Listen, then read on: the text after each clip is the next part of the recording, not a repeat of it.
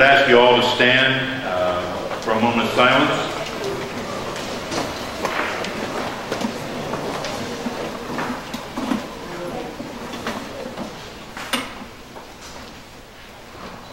Take a moment of silence as we recognize Memorial Day and those who have given so much to this country over the years. We have our Pledge of Allegiance now by Taylor Moore. Taylor? I pledge allegiance to the flag of the United States of America and to the republic for which it stands, one nation, under God, indivisible, with liberty and justice for all. Our invocation this evening by Ethan Kearns. Ethan. If you would bow with me in prayer. Loving God, bless all those gathered here today as we come together in friendship and fellowship. Thank you for the blessings of our individual and collective God-given gifts. Place in our hearts the desire to make a difference to our families, to our community, to our country, and to the many cultures and peoples worldwide. Give us balance in times of distraction and uncertainty. Help us to move towards our goals with determination and always with an abundant sense of humor. Thank you for food in a world where many know only hunger. Thank you for our faith in a world where many know fear. For friends in a world where many know only loneliness. Bless this food we are about to share, those who prepared it, those who served it, and those who have worked to make today the special occasion that it is. For all this we give you thanks. Amen. Amen.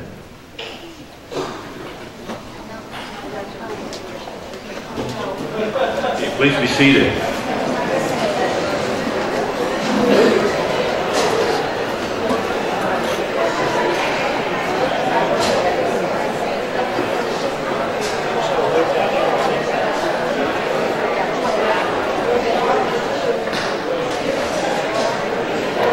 I'd like to introduce at this time our head table. I'd like to introduce my wife Pam. I'd like to introduce Superintendent Lisa Smith and her husband Ron. I'd like to introduce Janet and Bill Corbin.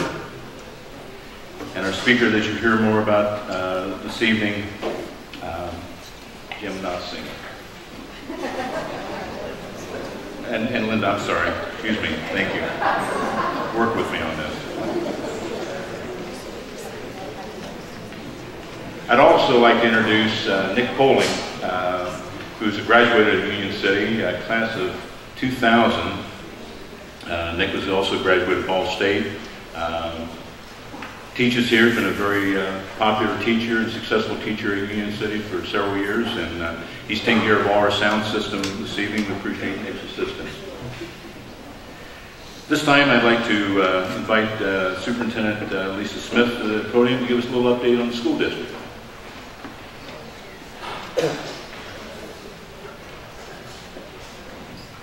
Well, if I seem a little out of sorts, I just set the alarm off. And if we have the police officers and everyone else coming in a few minutes, you'll know why it was my fault. But I appreciate Ms. Keel coming to the rescue. I tried to punch my code in and it didn't work, and so, you know, that's the way it goes. But welcome everyone this evening. Catch my breath here. It's awesome to see everyone here this evening, and it's wonderful to know that so many people join together and come back to this reunion. And it's awesome also to see our students looking so good here sitting tonight at their first alumni banquet. So welcome everyone on behalf of Randolph Eastern School Corporation. As I was trying to think about what I should speak about, I know I want to keep it brief, but I did want to talk to you a little bit about what challenges the school corporation, Randolph Eastern in particular, and all across the state in general are facing. I think that it's appropriate for us to talk to you a little bit about the challenges that we're facing. And two of those challenges are the budget cuts and also the increase in standardized testing and the amount of testing that our kids have to go through in a year's time. And I don't know if you have kept up with all of this, but it's pretty significant. As far as the budget's concerned, we face what's called the circuit breaker in Randolph Eastern School Corporation.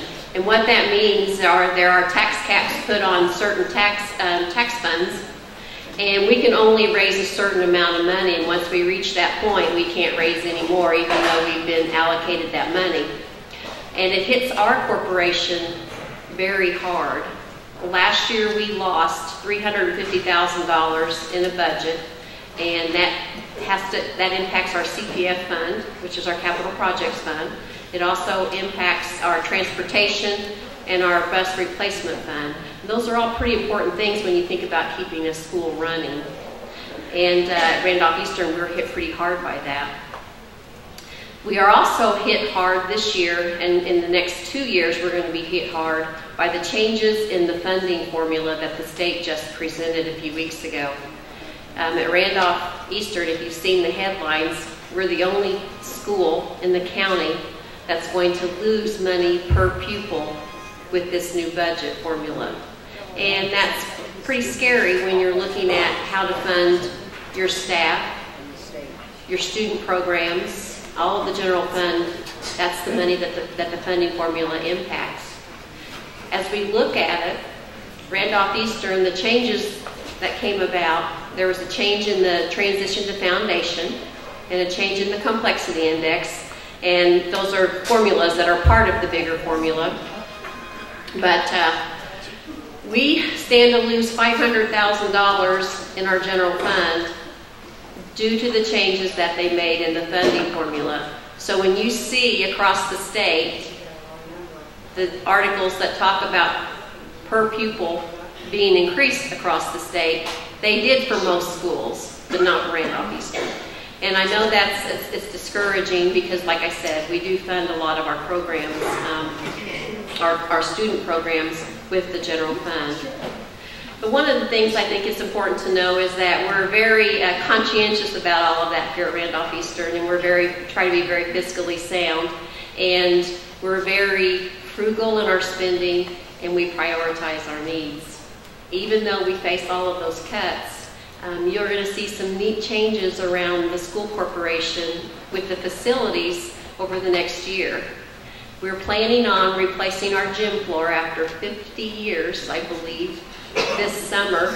And we're going to get a state-of-the-art gym floor that's going to be amazing. And I hope all of you will be back next year so you can see how awesome this is going to be for our students. It's going to be something I think the student body is going to be very proud of. We're also hoping to break ground in a couple of weeks on the new softball field. So we have a softball field on site with our baseball and football and tennis courts out back. We're also going to be looking at putting in a new parking lot, which is much needed down by the football field. If any of you have been to a football game and know how the parking situation is, that's going to be a very, very big plus for us. So even in these times when the budgets are being cut and the funding is bleak, we are able to do some things and try to maintain this school so it's the great school that you remember going to, and our students, we hope when you come back, you remember all the good times that you've had here as well. The other issue that we face is the issue of standardized testing. Recently, the state gave us new tests, new standards, and they gave us no time to prepare the teachers for this. And so our teachers this year have been working through the new standards. The kids are taking tests on the new standards, and the standards haven't even have cut scores assigned to them. All of this is up in the air, and yet our teachers have to face their salary is based on these scores. And what you're going to see across the state of Indiana and at Randolph Eastern is what we'll call the implementation dip. Anytime you get a new test, there's a dip in scores. Anytime you get a new test and new standards, there's a dip in scores. And so it may look like education is hurting when in fact it's one of those things that's been forced upon us as far as the standards are concerned, and not giving the teachers ample time to prepare for it.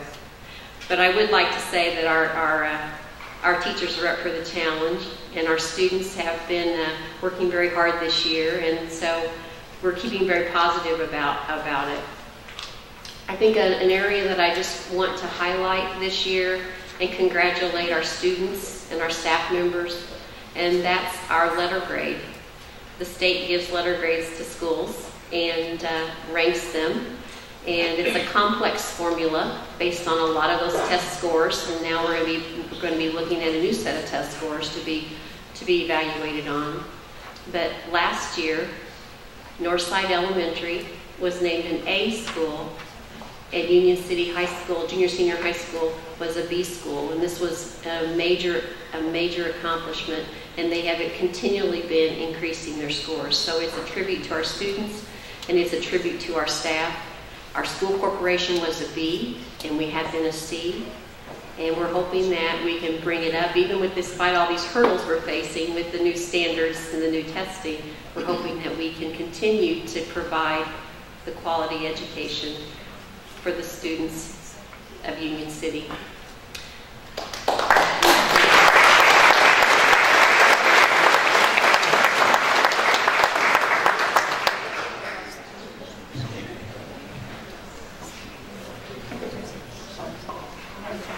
Thank you, Lisa. Congratulations on the results that you've seen.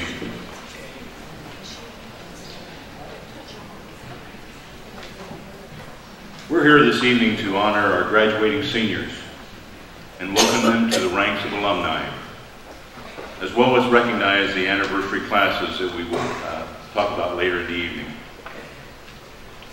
As you seniors sit here tonight, you are surrounded by former graduates who grew up here, graduated from high school here in Union City.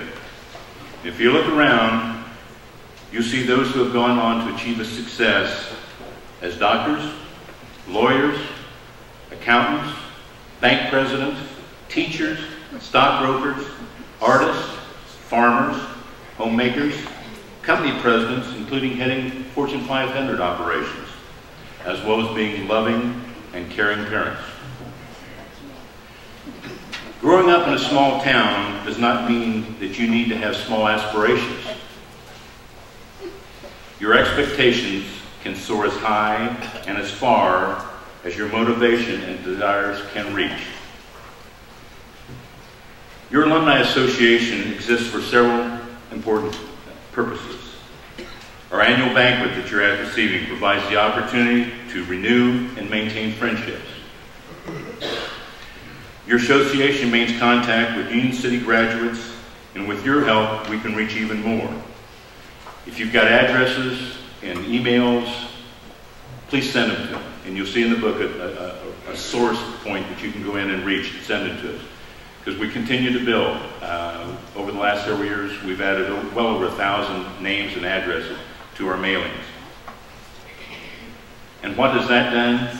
Your association exists to provide a conduit for funds and provide scholarships. And we're going to award 7 scholarships this year. And over the last 4 years, I think we've now awarded over 23 scholarships.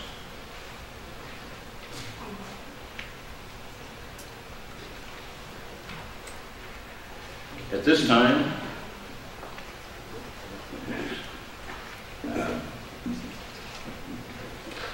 we're going to have dinner.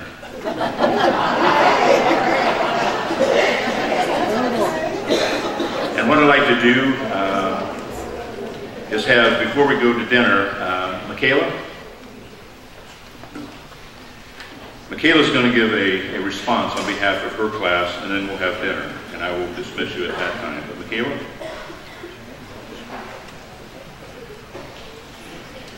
Hello.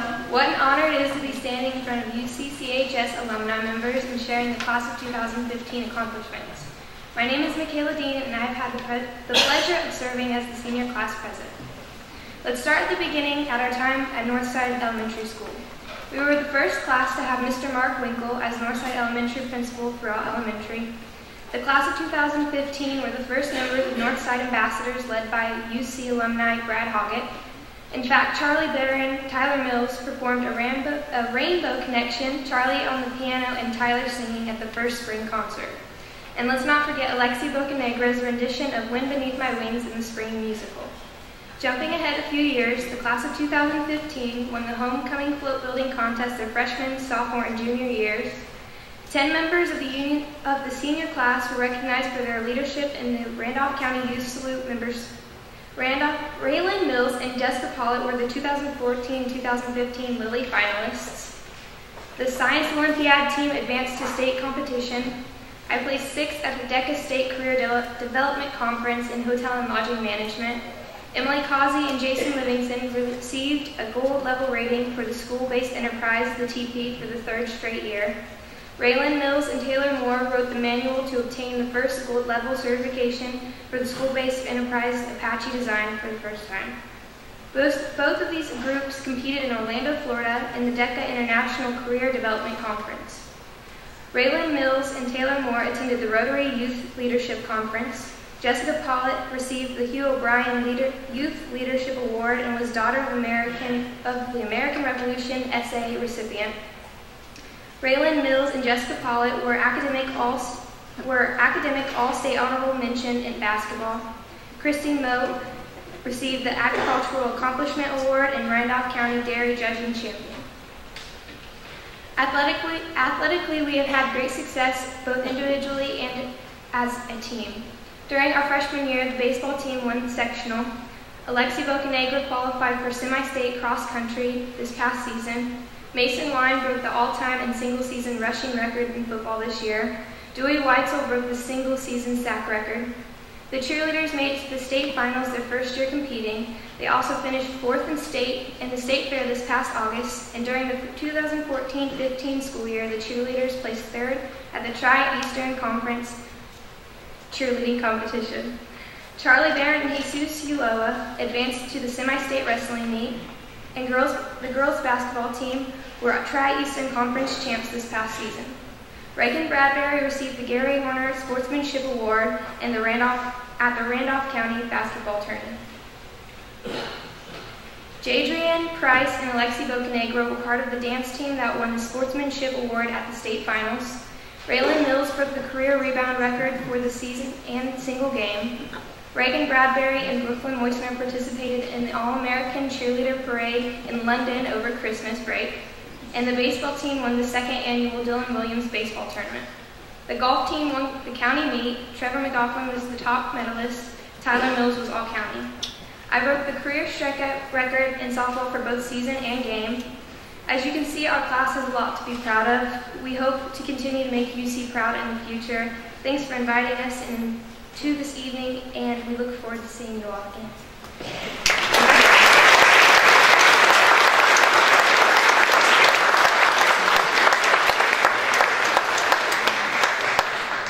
I tell you, that's impressive, Michaela. Congratulations to all the seniors who participated. We're taking a break now. We're going to have dinner. We've got 2 lines set up back here. I'd like to use kind of the middle of this room. If you're sitting on this side, go to your left. If you're sitting on that side, go to your right. If you would follow the head table, seniors, honored seniors next. Our honored class of 65 will follow, and then we'll move across here like that. But split off, because there are 2 full lines over there for soup, salad, and everything. Enjoy your dinner.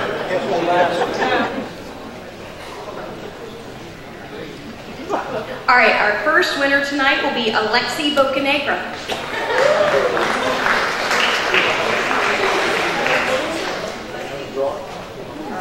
When we call your name, seniors, just come forward.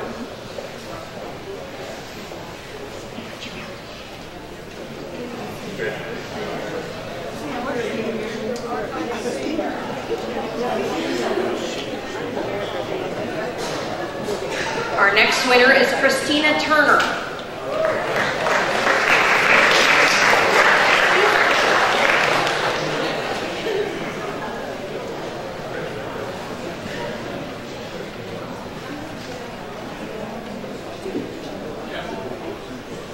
Our next winner, Jessica Pollitt.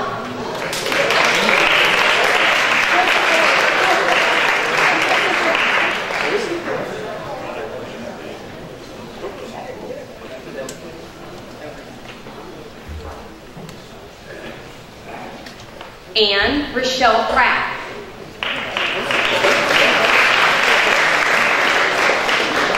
We didn't put the guys' names in.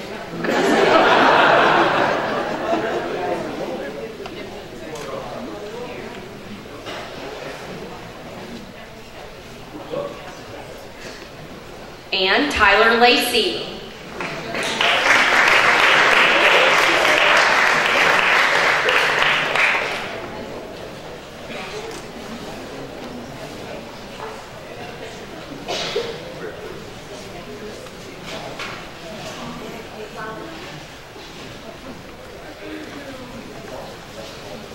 Monica Phoenix.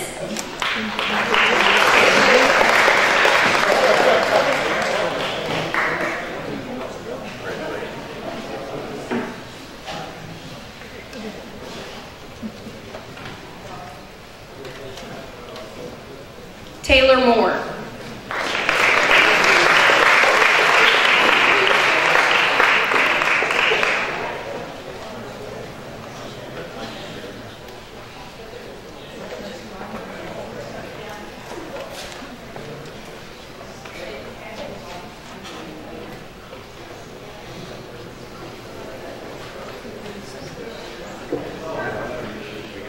All right, we have Kayla Castile.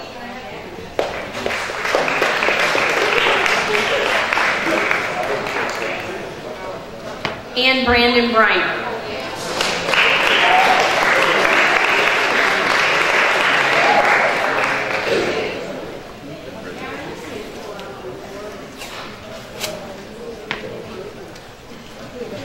The last one,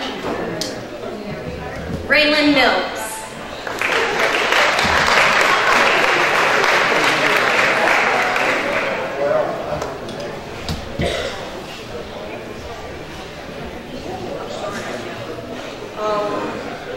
He fibbed. We have one more. Jesus Shiloah.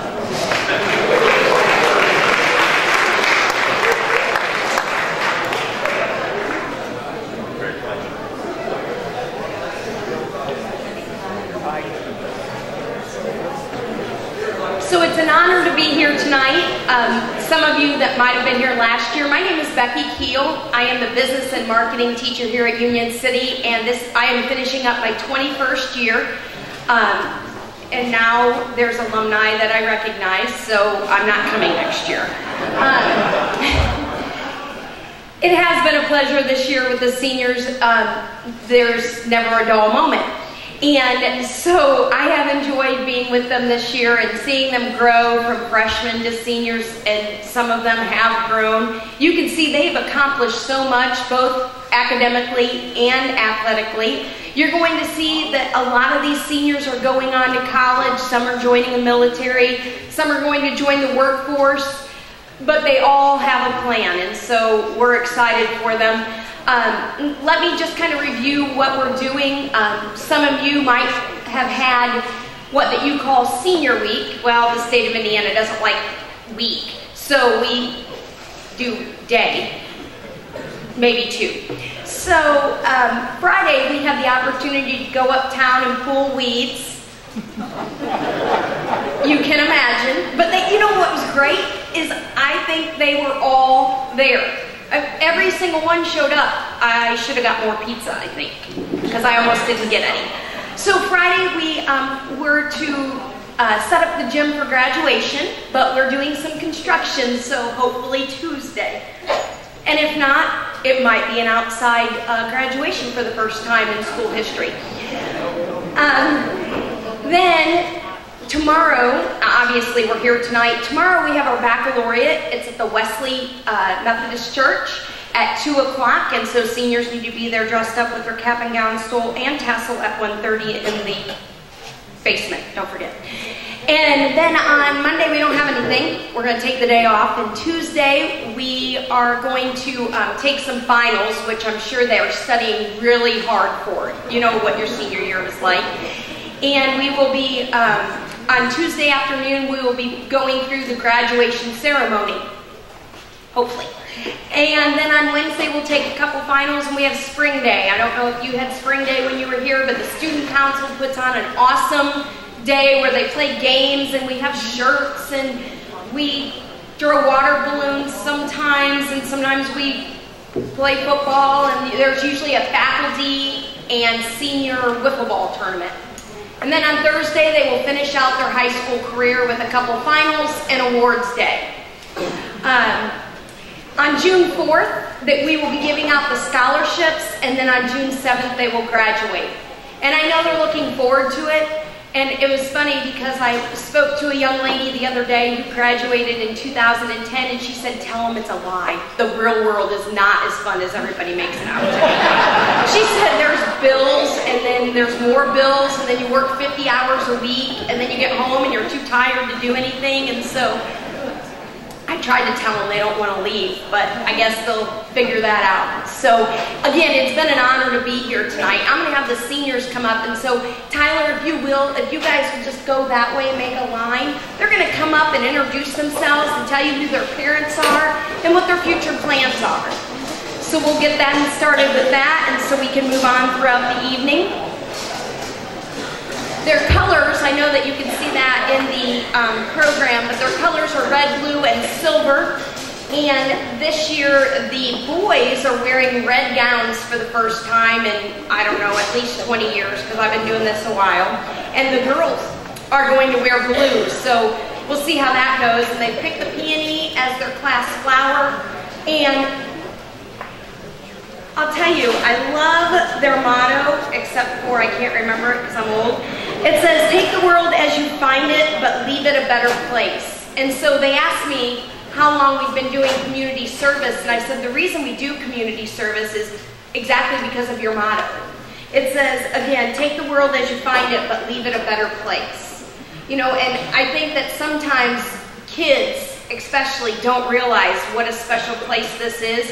When I came here 21 years ago, I'll be honest with you, I didn't plan on staying. I was hoping to get closer to my family, but I'm still here because this is I can't tell you what a great place this is to work and to live and to have a second family, because when you're having a bad day, you can go across the hall and find a reason why you're still here. So I'm going to let them introduce themselves, and you guys, thanks again for having us, and if you're around tomorrow and you'd like to come out to the baccalaureate, it should be entertaining.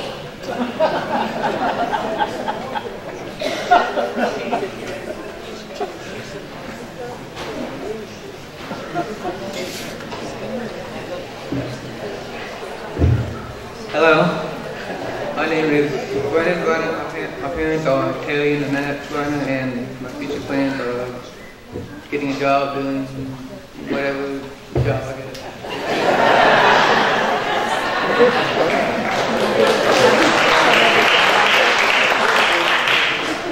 Hi, I'm Tyler Lacey. My parents are Rick and Linda Lacey, and next year I'm going to attend Vincent and major in electronic media broadcasting. I'm Dewey Weitzel. My parents are Greg and Heidi Weitzel. I'm going to IU East, majoring in physical education.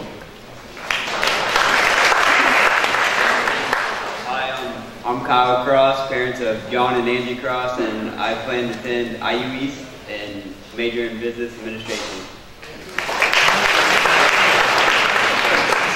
Hi, my name is Taylor Moore. My parents are Chris and Kathy Moore, and I plan to attend IU East and major in business administration. I'm Kyle Weitzel. My parents are Jamie and Teresa Weitzel, and I'm going to attend IU East to major in business administration also.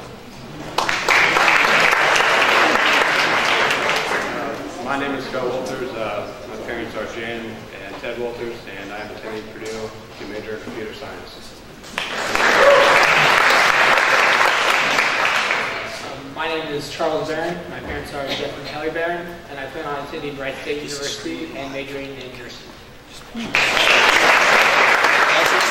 name is Alexis Bocanegra. My parents are Michael and Stephanie Bocanegra, and I plan to attend Ball State University and hopes to major in nursing and minor in radiology. My name is Michaela Dean. My parents are Michael and Dusty Dean. I plan on attending Indiana University Bloomington, and I'm undecided if my major. Hello, my name is Emily Pazzi. My parents are Aaron Jenkins and James Pazzi. I plan to attend Ball State University to major in visual communications design. Hi, my name is Reagan Bradbury. My parents are Bill and Peggy Bradbury, and I plan plan to attend Indiana State University for a major in elementary education and a minor in special education. My parents are Flora and Juan Brandon, and I plan to major in education and go to Ivy Tech. Hi, my name is Christina Turner. My parents is Maria Turner and Gregory Brigette. My future plans are to attend Indiana State University, focusing on physical therapy, majoring in sports-related injuries. Hi, my name is Ethan Kearns. My parents are Tom and Jamie Kearns, and my plan is to attend Indiana Tech for computer security and investigation. Hi, my name is Colin Arnold. My parents are Michael Arnold and Talina Rodriguez, and my plans after high school are to find a job in the computer science field. My name is Chris Sumo, and I'm the daughter of Mark and Cynthia Sumo. I plan to attend both Ivy Tech and Purdue to major in Ag Ed.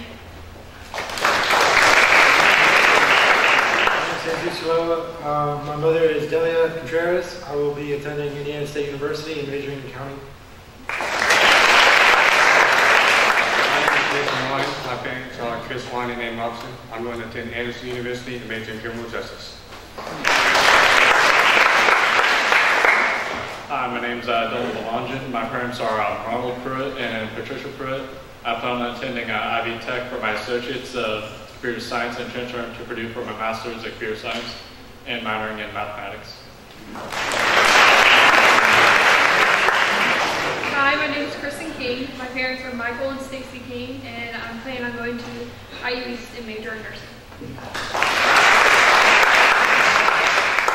Hi, my name is Mackenzie Hogue. My parents are Pamela and Thomas Hogue, and I plan to go to IU East and major in nursing. My name is Victoria Brown, and my parents are Christina and Jason Brown, and plan to go to IU East for nursing.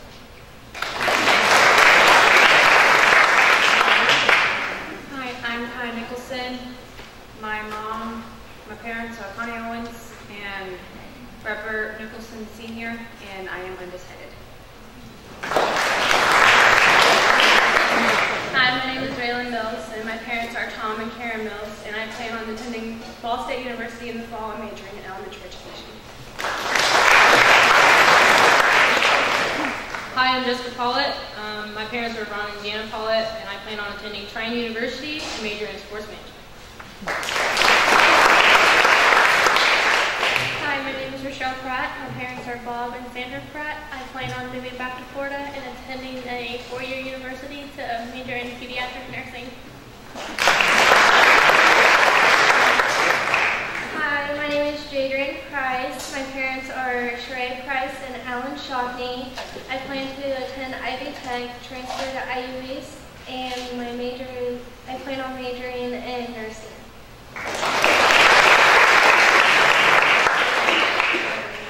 Hi, my name is Monica Fetus. I am the daughter of TJ and Jamie Fetus, and my future is to jump into the workforce, but as to where is yet to be determined. I'm Adam Hartzell. My parents are Rebecca Hartzell and Sean Wolf. I plan on to go to college to become an electrician. My name is Brooklyn Moishner.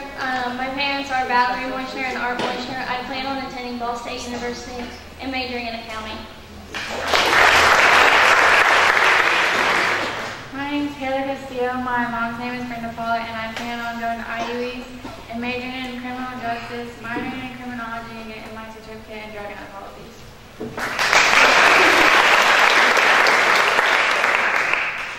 My name is Dakota Dickinson. My parents are John and Adria Dickinson, and I plan to attend IU East, but I'm not sure what I'm majoring in.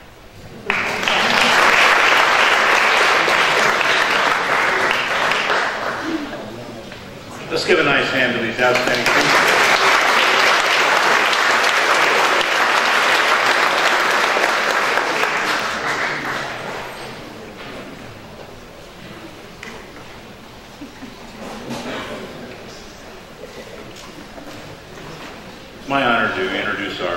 speaker tonight is representing his honored class, our anniversary class, 1965.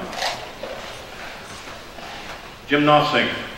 Jim and his wife Linda currently live in Gulf Shores, Alabama. Jim's a graduate of Manchester College with his bachelor's degree and Ball State University with his master's degree. Jim was an extremely talented athlete in high school and college, and earned over 20 varsity letters in high school and college. I read this, I had to read it twice. He finished 138th in the 1969 Boston Marathon. I read that twice.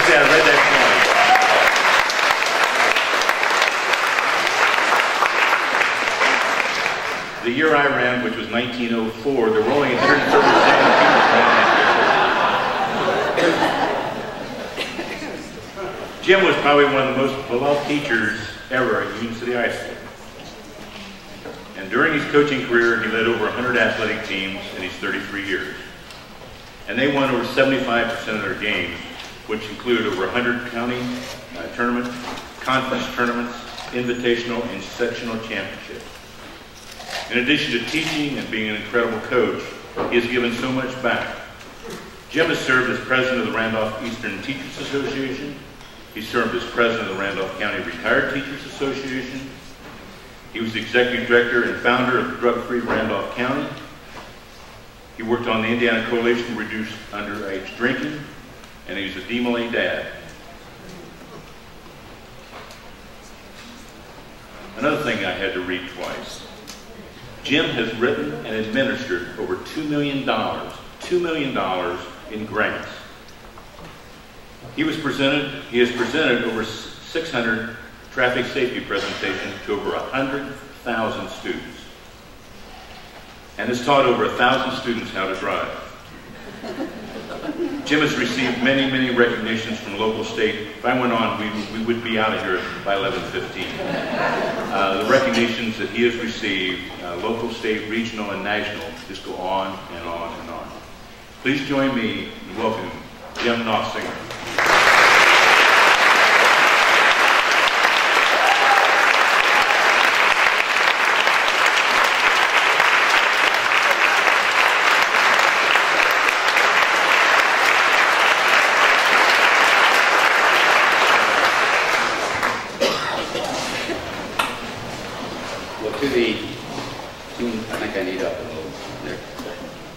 To the Alumni Board of Directors, the committee who planned this great event this evening, the distinguished guests that are here as alumni and as friends and family of those that are in attendance, of course the graduating class of 2015 and our honored class of 50 years ago. Can you all believe that?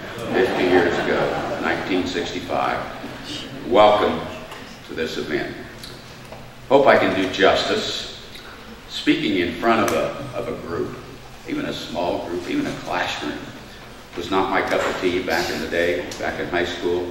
And I had to get some permission from some people even as I walked in this evening, because speech was not what I wanted to do, and especially the final exam, which was a subject out of a hat, and be given 3 minutes to talk about that. That was the final exam.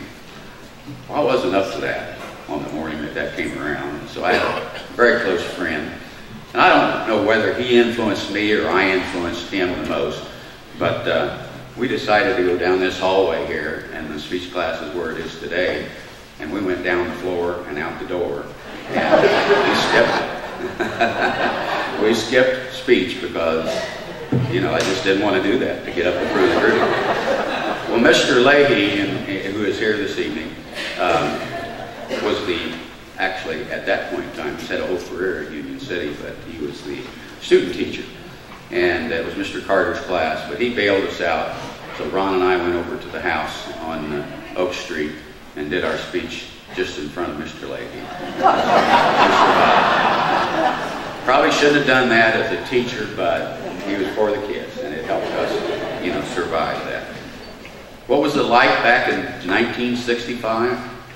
Just give you some little tidbits of that the goings-on back then.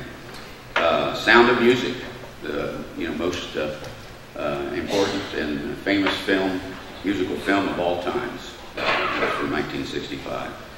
The famous groups of rock and roll, the 60s, of course, is the best music ever, right? Class of 61. Absolutely. We had the Temptations, and we had the Beatles, we had the Beach Boys, and Rolling Stones, but we really didn't need to have all of those groups, because right here from Union City Community High School, we had... Y'all can get up and clap your hands.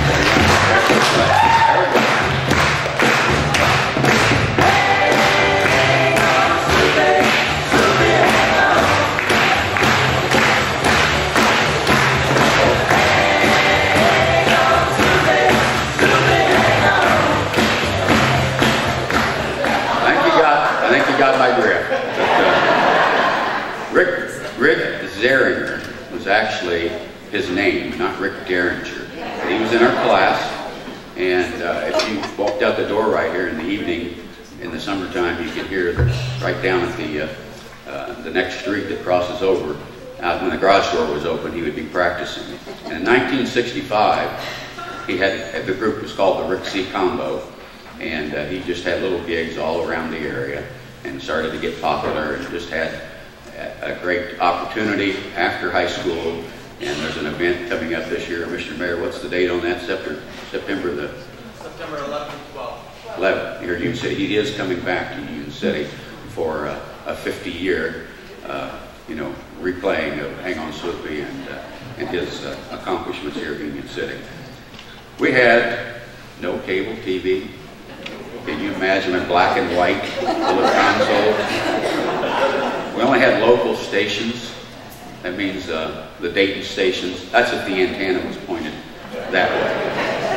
In basketball season, you might have your little brother Jack go out to the antenna and turn the antenna so you could maybe pick up some indie stations and get some Indiana Hoosier hysteria. But we just didn't have those kinds of things. But we did have great opportunities in Union City. Here's some examples of what, first of all, some things that were going on in terms of cost of living and what have you that you can relate to today, seniors. You're going to have to be relating to changes that are going to occur throughout your life. Fuel costs 31 cents a gallon. 31 cents a gallon. A new car, brand new car, $26.50. Not a year, that was for the whole car. $26.50.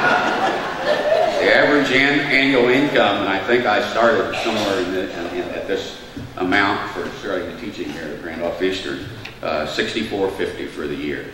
$64.50 for the entire year. The cost of a home, $13,600. I remember purchasing my home up down here on Plum Street for $12,000 a few years later. So it was a good time to be able to afford to do things like that. College tuition was about from $1,000 to $1,500 for a private school, and $500 to $1,000 for a state school. You could afford to go to school and get a good education and come up with a life's ambition of doing something that was your goal in life. What was there to do in Union City back in the day? Well, we had things like the Rotary Fun Days in the summer, and they'd bring in the big wagons from the farmers' fields, and they'd meet us down at the library, and they'd haul everybody out to the park, and we'd have all kinds of fun and games, sack races, and what have you. And the girls were looking at me like, what's he talking about? Because they didn't do it. I'm going to get into this a little more about Title IX. The girls didn't do anything. No, they didn't have any opportunities, is my point. So, at any rate, Kiwanis Little League sponsored the Little League program. We were the last class at age 8. I remember 8 years old in 1955. We boarded the last depot, Union City Depot, and went to the Cincinnati Depot to watch Crossley Field and watch the Reds play. But we were the last boarding of a train from the Union City Depot. We had, obviously, the Halloween parade, which still goes on today. I think I saw Mr. Schmidt here somewhere or other. He still helps with that. Probably for 50 years he's been doing the Halloween parade. And they have always, back in the day, that all the stores downtown were open and you threw confetti and it was a wild affair every Halloween season. Now they still have the parade and have the competition and all those kinds of things. But I got to share one thing about the Halloween or the security system. I got a couple things here. But I went to a Halloween party with my wife. It was an adult Halloween party 2 blocks away, and the alarm system got tripped off. It was before she was here. But at any rate, I had my clown suit on, Bozo the Clown. And I got tired of it. It was a nice warm evening in the fall, and the siren just kept going on and on and on. I said, okay, I know the code. I can shut that thing off in a matter of seconds. So I come over here to do that in my clown outfit. And I've lived here all my life, but the police officers were new. They didn't know. So they looked at me and said, identify yourself. Where do we go with this? Bozo. Had to do that. And I guess what had happened, which happens often, the doors had got tripped. They had an event scheduled with the German Baptist group that was supposed to be here.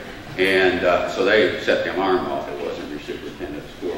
But at any rate, so the police were there. I said, just give me a couple seconds. I can shut that noise off so everybody in town can enjoy the rest of their evening. But the German Baptists were standing there behind me and trying to figure out what they had done and what this was all about. You had to be there, but it was quite a long. At any rate, what did we do for fun? Well, we went cruising. Summertime evenings, we went by the pool and the bowling alley and the A&W root beer stand, and that was the cruising route. And then when we got a little older, we went to Greenville, 571. Excuse me a second.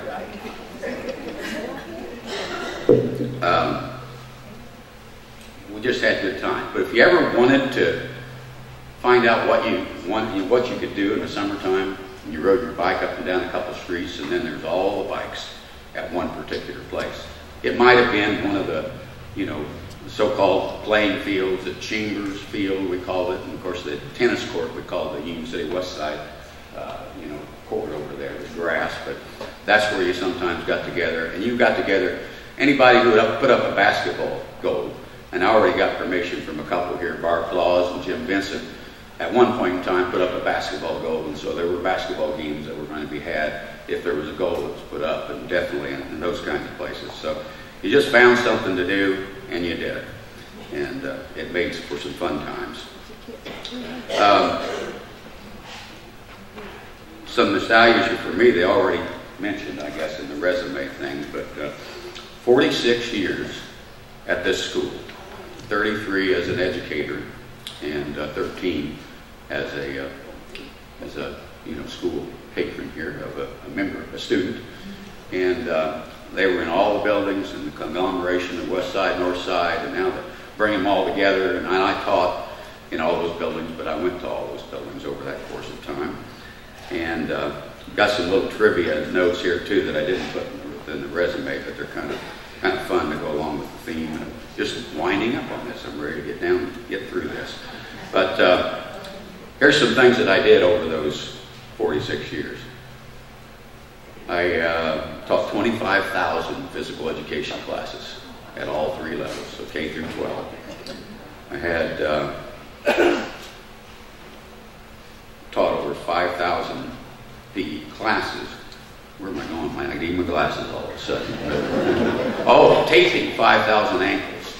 I was a coach, and so I taped ankles, day after day after day, sometimes twice in the same game or what have you. So I got involved with that as well. 5,000 practices, 750 bus trips, the old school bus trips, can you imagine? And I think it was mentioned 100,000 miles in teaching 15-year-olds to drive without ever putting a dent in the car. So I feel like and once, before I started teaching, we did have a 6 shift.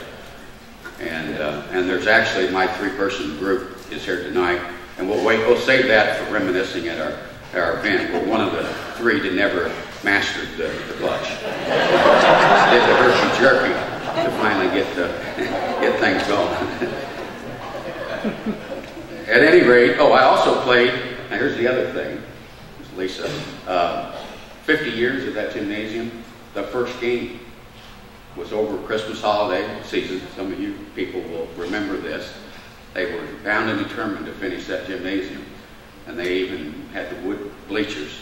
And they had to put, a little finish on those bleachers. And so they did that. So as you walked in that evening, or that day, they actually gave you a little hand towel to put down so you wouldn't stick to the seat. But that was 50 years ago. 50 years ago, and that floor has lasted, had some dead spots and what have you, but to finally replace that is going to be awesome. First football game. We didn't have a field, but we played out at Harder Park. So we played and we won that first varsity football game. And we also, class plays. We had our junior play, which was Girl Crazy, and Gentlemen Prefer Blondes was our senior play. And the junior prom, the prom theme was a Paris theme.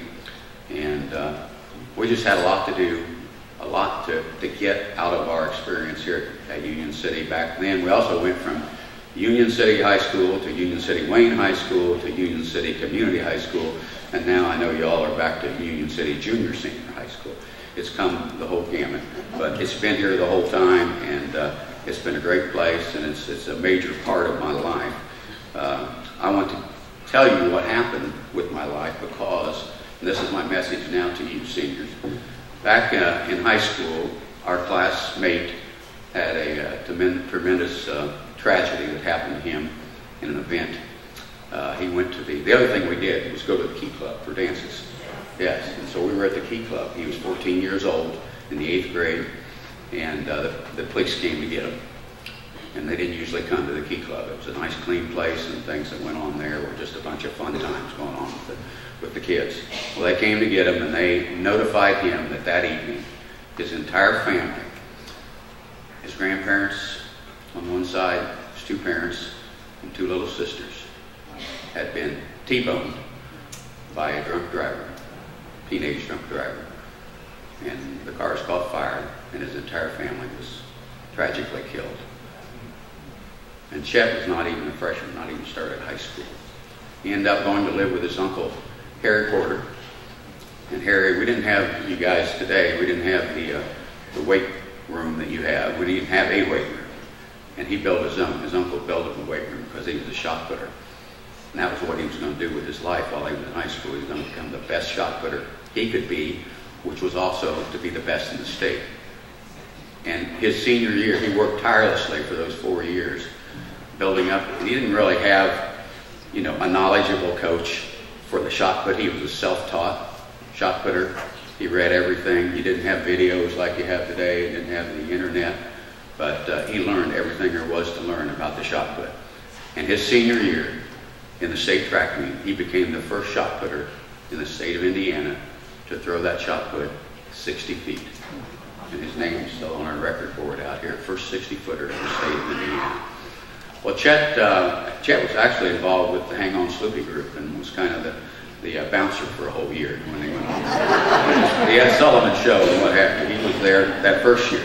Then he went to college and ended up coming back to Union City, and he worked out at the park as the park superintendent, really cared about young people, but he never witnessed the tragedy of his life. And I worked out there for 15 summers, in addition to the other stuff that I did, was the swimming pool manager for 15 summers. And so we worked together on a lot of events, but he never witnessed, the effect things had on his life. But a little later in life, he also had another tragedy afflict him health-wise, and it was diabetes. And diabetes took its toll on Chet, my friend. He was lost his use of his legs. He was confined to a wheelchair. Lost his kidneys. He was on dialysis. He lost his eyesight. He was blind. And he called me up one day with the help of his Uncle Harry on a rotary dial phone. He says, "No," he says, "I want to help you do something for your SAD chapter. I just started our SAD chapter, or actually John Schmidt started the year before, and then I took over, and we had like 5 or 6 members, and we did things during prom. And Chet said, I want to help your SAD chapter. So he organizes an event. Back then, the only team, because of that channel thing that we talked about earlier, we could only get the Cincinnati Bengals. You know, that was the station, so we were all Bengal fans. So in the wintertime, the Bengals had a basketball playing team and wanted to play the, you know, has-beens of Union City and make some money. So Chet had to sign a contract for $5,000. His money was at risk, not mine. He had my SAD group go to the teacher's lounge after school, and he called, you know, they read the numbers, but he called every business, every, you know, organization in town to get them to donate money for both schools, Mississauga and Union City, to come and be a part of that, to make a donation so that the entire junior high and the entire elementary school could come for free. Well, they came for free, but they brought their paying parents.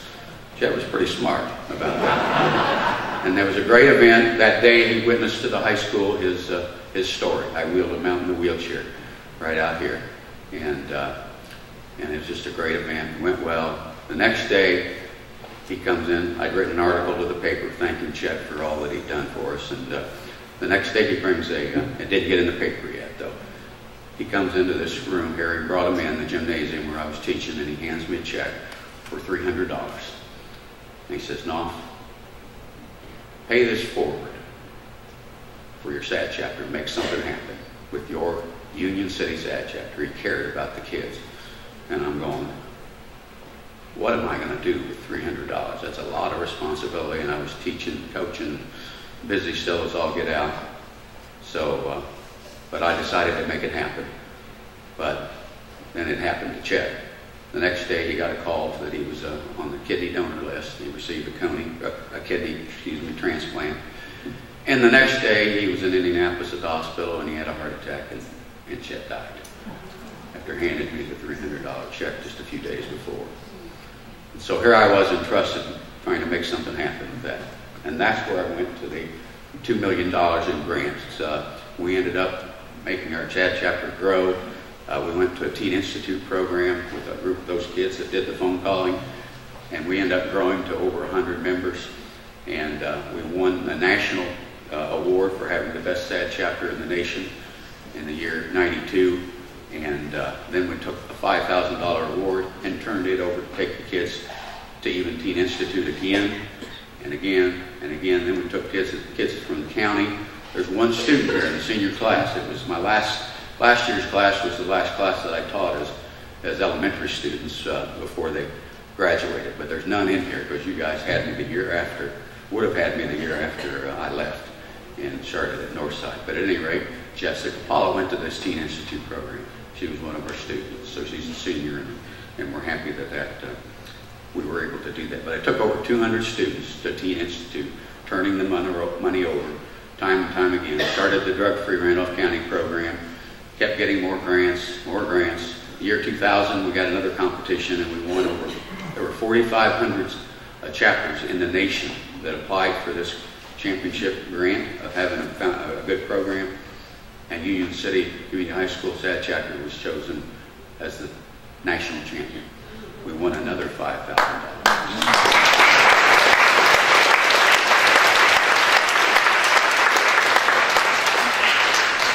So I wasn't done yet. I was about getting worn out and done from all the other things I'd been doing, but I decided, you know, what can I do to keep this going? And so I went to the National SAD Conference and found out that some states don't have coordinators yet, others do. Found out the funding, and took some students, one of them's here today with me, and we went to that program and came back and became the state coordinator. So I retired the year after and was the state coordinator for 10 years. That's when I did the 500 schools, you know, 100,000 students giving presentations, the traffic safety program all over the state of Indiana. And so the program today, after I retired in 2011, is still going on. And the grants have been written for another 800,000 thereabouts in the last 4 years. So the program I made sure was going to continue, and it is continuing. You still make donations to the community foundations, and in that respect. But so that's the Chet Knox story. And obviously very important to me in my life. When closing, has some words of wisdom for the class of 2015. This is where I warned some guys that I can read minds. If you're thinking, would he finally quit talking so we can go on and have lunch? I used to be able to read minds from the back of my head, too. I'd see him whisper in the back seat. Here I read, and I'd say, don't be thinking that. They go, oh, busted.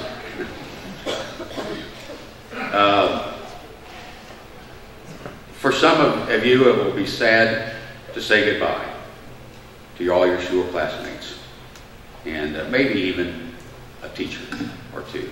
I'm going to use my glasses for this, but they need to.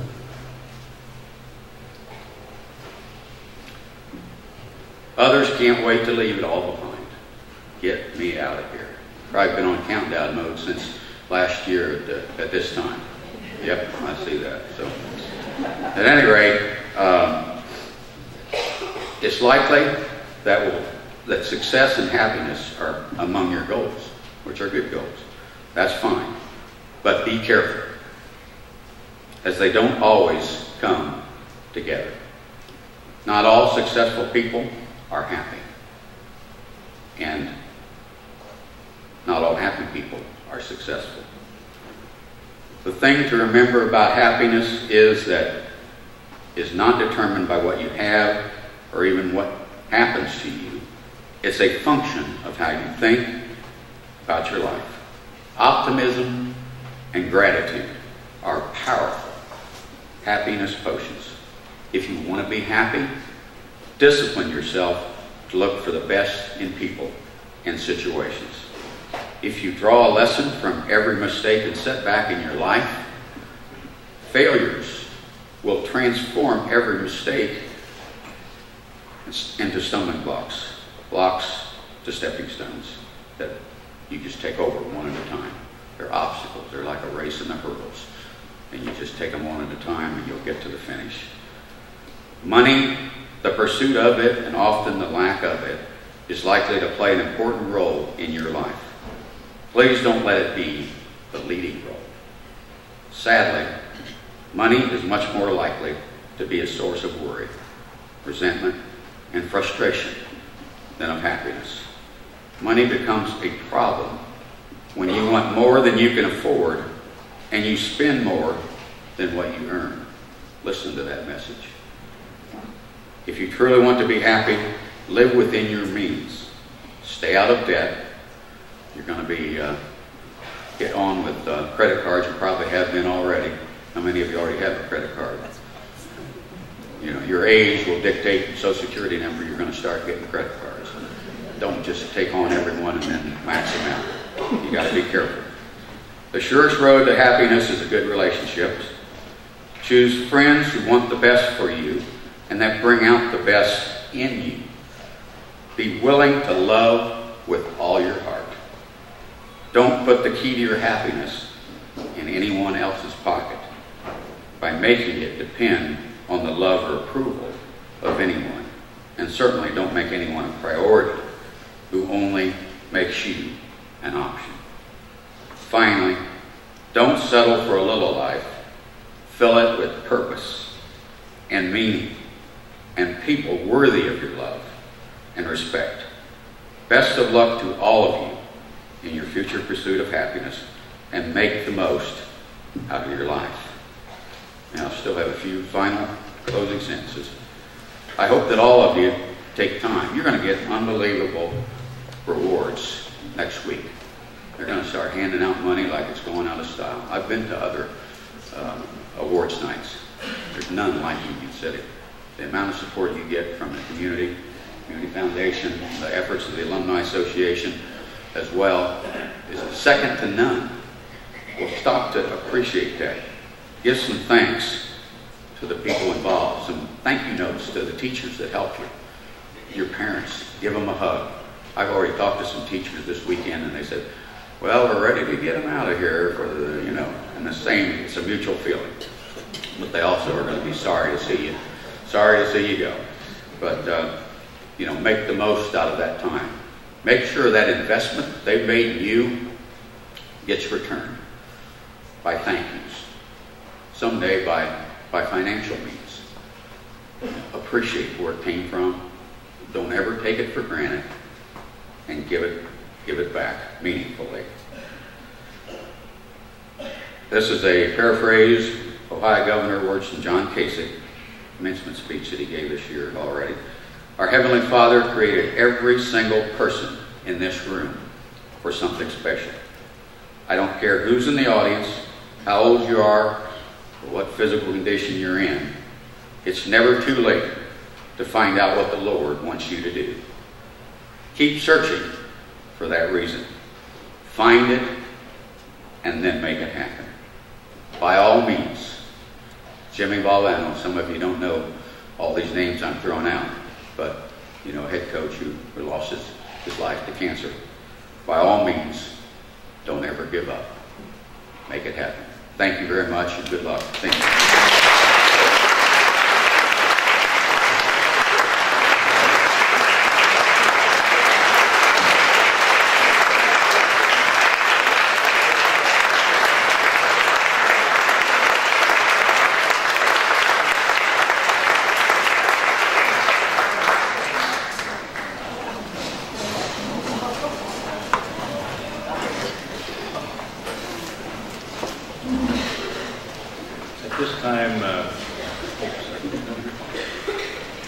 This time I'd like to have Darlene and Terry Weimer come up as we recognize our most senior alumnus attending tonight.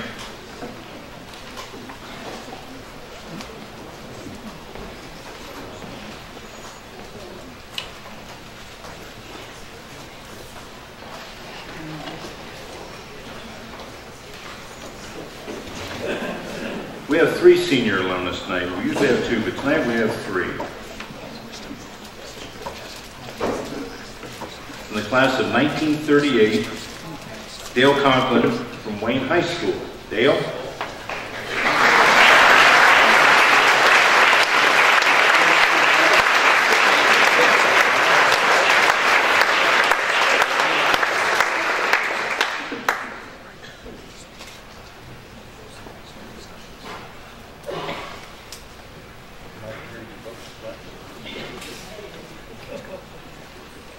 From the class of 1941, Carol Current Macy.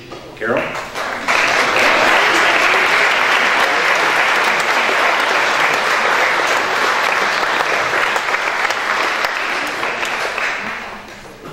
And from the class of 1942, Donald Key, Union City High School. Donald?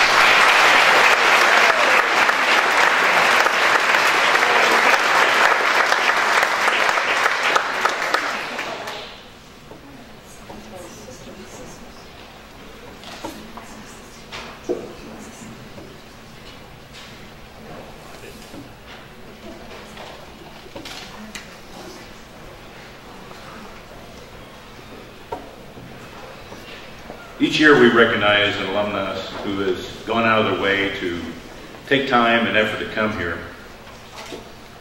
And tonight, of John Pilkington. John from Casa Grande, Arizona.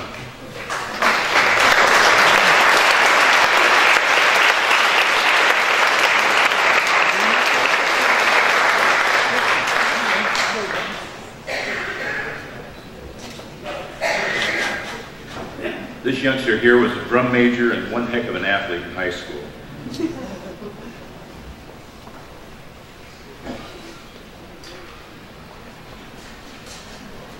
Next, I would like to welcome our Vice President of the Association, Bill Corbin, to do our Teacher Grant Awards. Bill?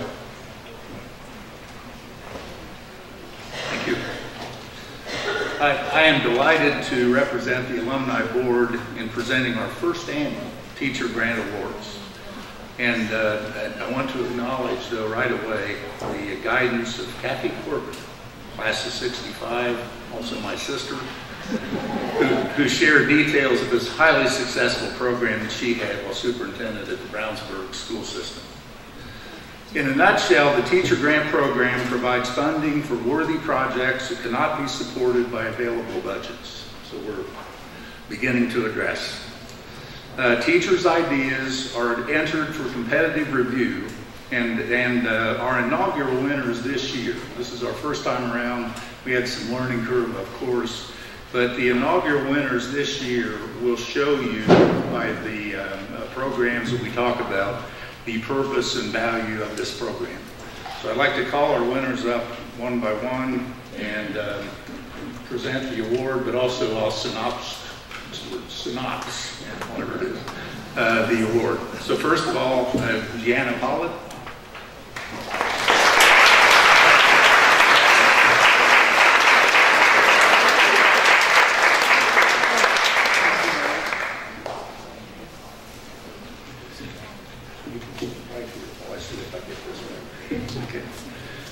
Gianna is responsible for implementing the Orton-Gillingham system of reading improvement for special needs students grades 7 through 9.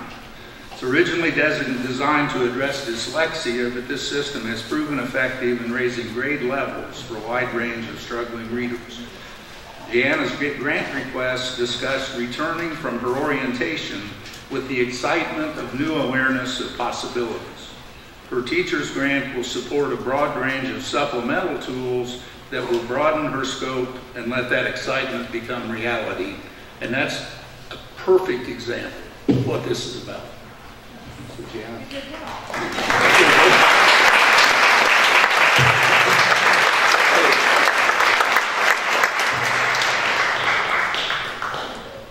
Okay, second, Ron Smith.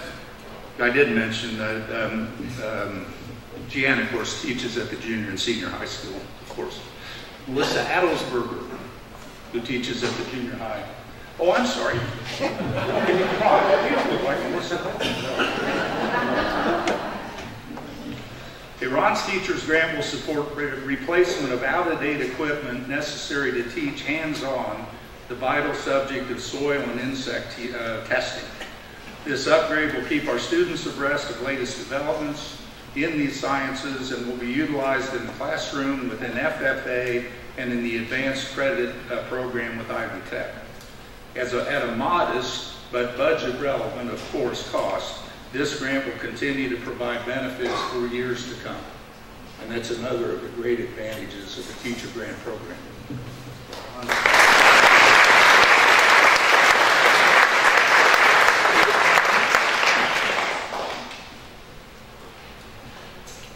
Should have had these people announce their own awards.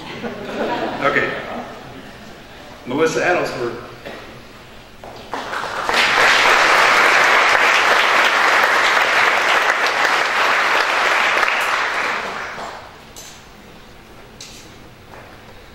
Melissa's grant will support a type of education now difficult in this time of tight budgets. In January 2016, she will take her theater arts students to a performance of The Wizard of Oz at Clues Hall, and in Indianapolis, of course. This project will provide the inspiration of live performance for students who might not otherwise have the opportunity, and will provide a platform for multiple teaching opportunities to follow.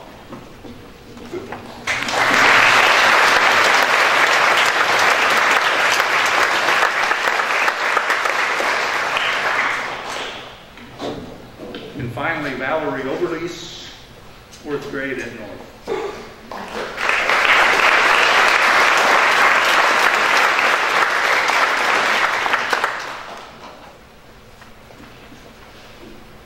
Valerie's grant will support purchase of the Lego Educational Storyteller. The Lego system provides a group creativity experience that develops student skills in literacy, communication, listening, and digital technology. 70 students will be affected next year, and the system is effective, as Valerie pointed out, from grades 2 through 5. So not only will we be serving in her 4th grade, but this represents a pilot program that could be introduced to other grades as well. An example of the multiplication effect of the teacher grant idea. So Melissa or Valerie?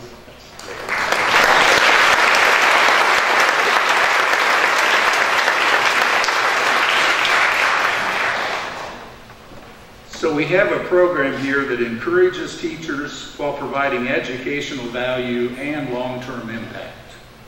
So as alumni, this program provides another avenue of support for education in Union City, and we look forward to great progress in the years ahead. Of course, we'll be keeping you informed with the various communications that we have. But again, just I think a terrific step forward as a role of the Alumni Association. So thank you very much.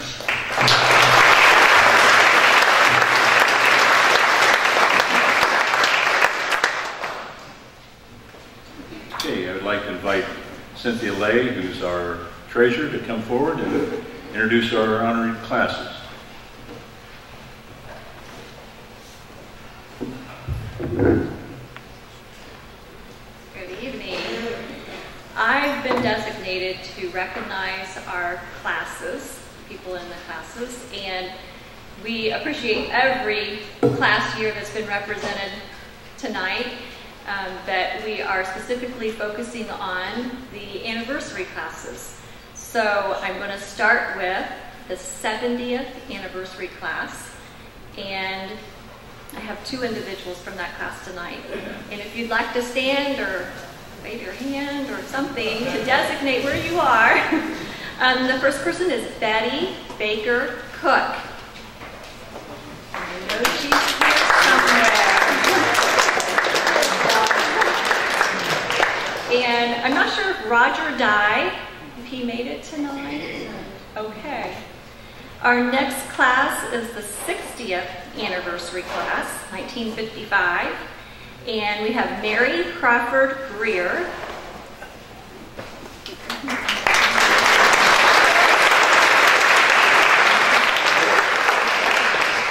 Fred Hoffman.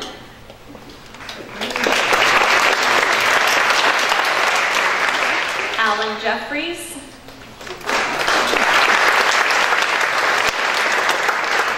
Diane Reeves Kagras. Lila Rogers Newsom. Nancy Suits Root. Richard Snyder.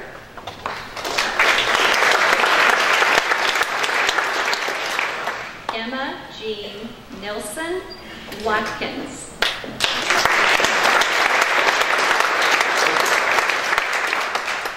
Lloyd Weiler.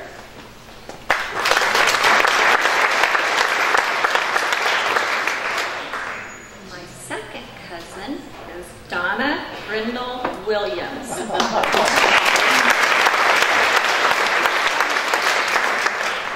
Sharon Hinesley Williams.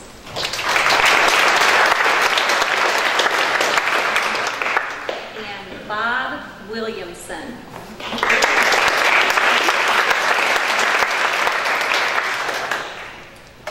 Then we have the 55th anniversary class, 1960. Jane Ellen St. Myers Greenhoff.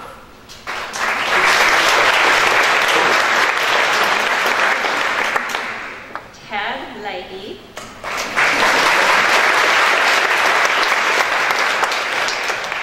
Beverly Salenberger Schimmer.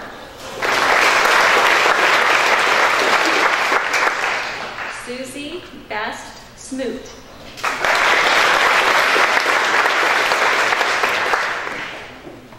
Here's a really special class this year, 1965 50th anniversary. Tom Byram.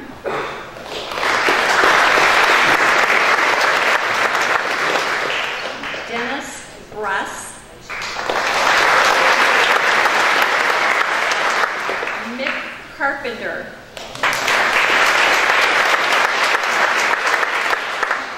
Diane Barlow Chase.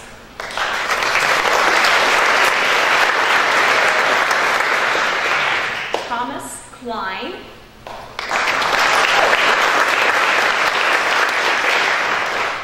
Janet Washler Compton.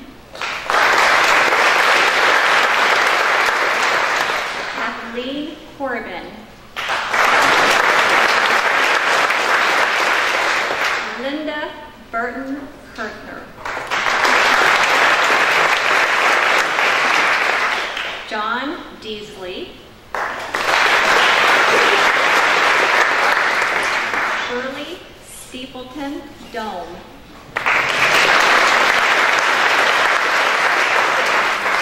Connie Wilcox Dunn, Cheryl Bothus Fields, Kathy Hinesley Gamlin, we've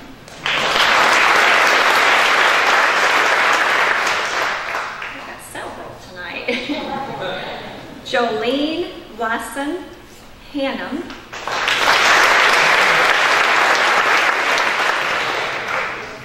Connie Ferguson Hogg, Luanna Byron Hollowell, Marie Stewart Hughes, Beverly Cotter Hurst, Cynthia Elliott Kenworthy, Kathy Starr Claus, Carrie Miller,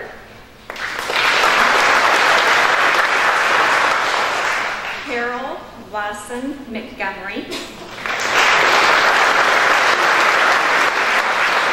Don Moat,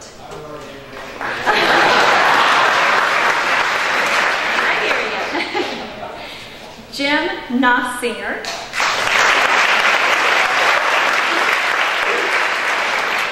Sharon Schmidt Nossinger,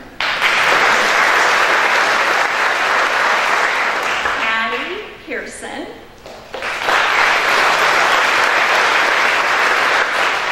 Blanche Warren Peterson, Ed Reed,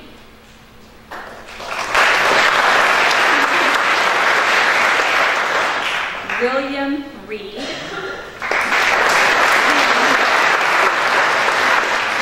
Richard Snodgrass, Sharon Adelsberger Snyder, Richard Webster,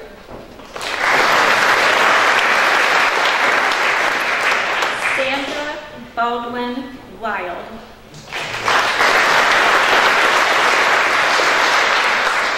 Sharon Welch Williams, Mike Wright,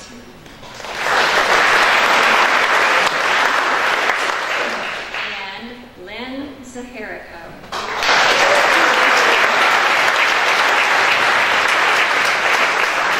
Real nice turnout. Okay, then we skip down to the 45th anniversary class of 1970. We had David Bergen, Melanie Deal, Mark Linkenstoffer, Vicki Stapleton Seymour,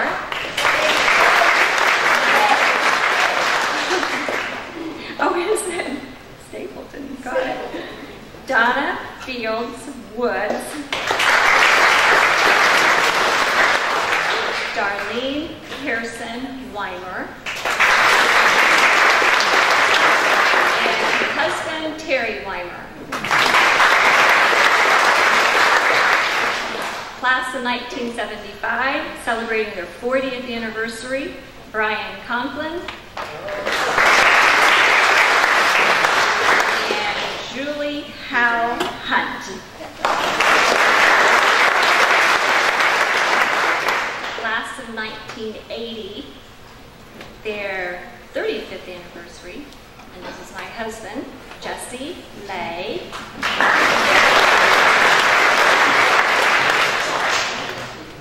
Class of 1985, 30th anniversary, Angie Gettinger Cross.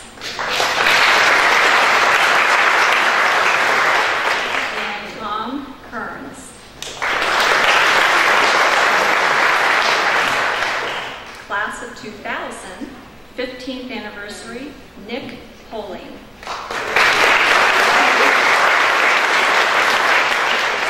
And that's all we have tonight. Thank you.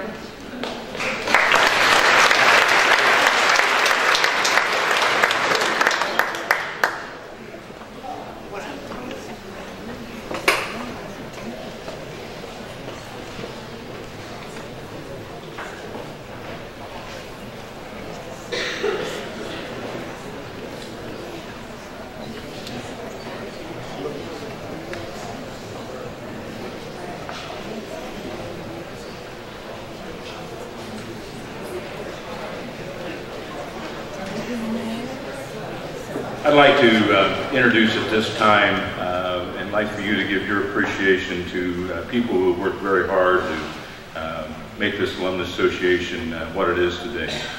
Vice President Bill Corbin, our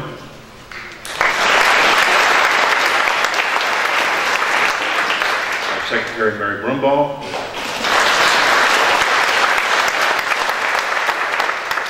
Treasurer Cynthia Lay, would you stand, Cynthia?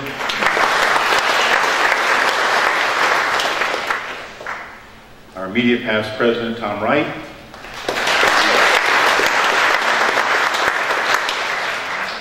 Board members Penny Hoover.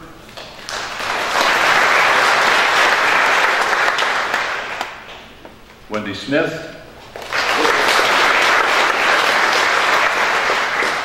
Roberta Teagarden.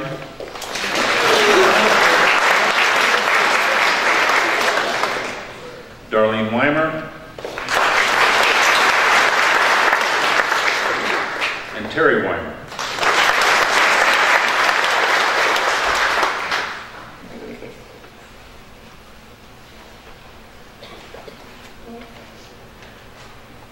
On behalf of the Alumni Association, I want to thank you for attending this year's banquet. I also want to express our heartfelt appreciation for your generosity, which has resulted over 4 consecutive years of record-breaking scholarship contributions. And during that time, we provided over 26 scholarships to graduating seniors. And tonight I got an envelope just before the meeting began from the class of 65. It pushed us over $20,000 in contributions for the first time in the history of the Alumni Association. Thank you so much.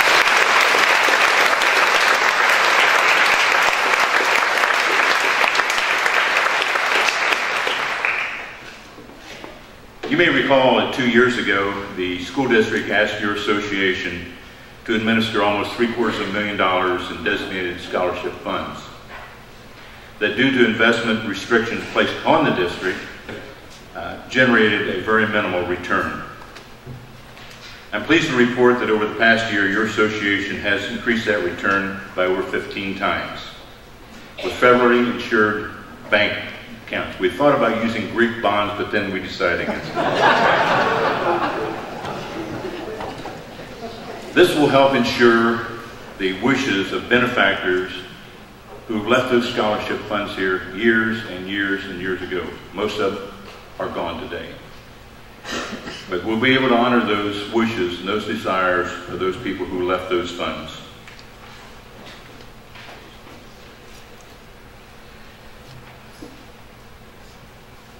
And this year, your association has provided the platform to develop yet another future scholarship opportunity. The Tony Puccini Memorial Scholarship, which has been established by his wife, Linda. They're in the process of raising funds now, and that will be a future scholarship to be awarded. We are a 501c3 not-for-profit corporation, so that all funds that are donated to this association are tax deductible. And like I said, you have been so generous. Before we close tonight, a couple of things. If you take a look at your program book, and on the front page, if you see a little X around the year 2015, the centerpiece is yours to take home.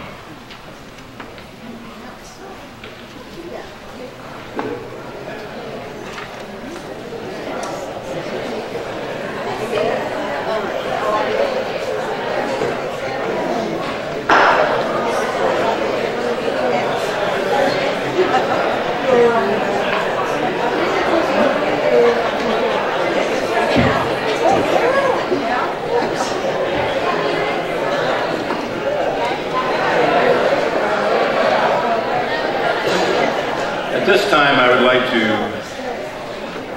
pay tribute to our past recipients. We started a Alumni of the Year award a couple of years ago.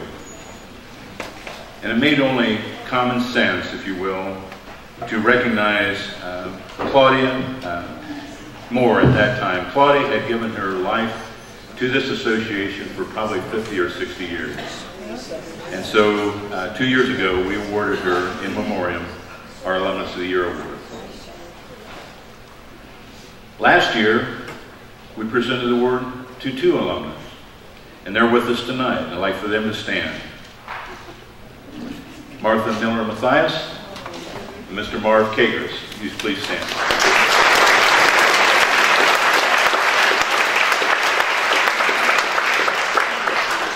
These 2 people have worked tirelessly for this association and given countless and countless hours and tremendous financial support, and we thank you.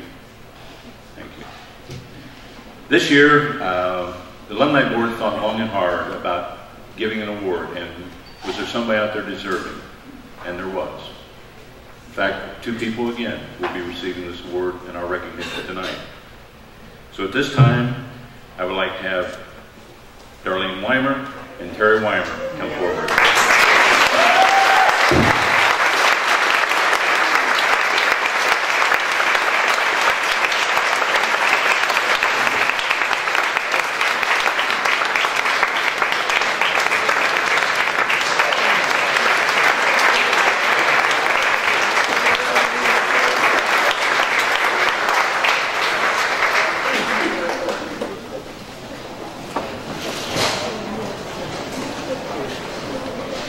This plaque hangs in the main hall in the high school, and so that I'm sure seniors have gone by and seen this and think that someday your name could be added to this plaque. I also want to indicate, and it's in our booklet, that you're invited to a reception this evening hosted by Firehouse Pipes, and so we'll be leaving that very shortly. But before we leave, we would like to have a benediction, and I'm going to Jessica, please join us. Jessica?